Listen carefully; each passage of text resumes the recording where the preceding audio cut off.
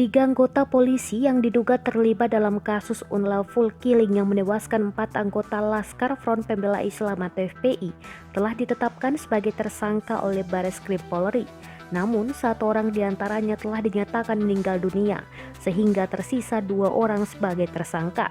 Penyidik telah melaksanakan gelar perkara terhadap peristiwa kilometer 50 dan kesimpulan dari gelar perkara yang dilakukan, maka status dari terlapor 3 tersebut dinaikkan menjadi tersangka, kata Karo Penmas Divisi Humas Polri, Brigjen Pol Rusdi Hartono dalam konferensi pers di Mabes Polri Jakarta pada Selasa 6 April 2021.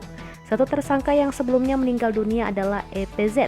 Dia disebutkan meninggal dunia dalam kecelakaan tunggal di Tangerang Selatan, Banten pada 4 Januari 2021.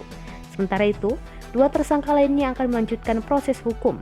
Rusdi menjamin polisi akan menyelesaikan kasus ini secara profesional, transparan, dan akuntabel. Peristiwa dugaan unlawful killing terhadap anggota Laskar FPI itu terjadi di kilometer 50 Tol Jakarta Cikampek pada 7 Desember 2020. 3 polisi dari Polda Metro Jaya jadi terlapor dalam perkara itu.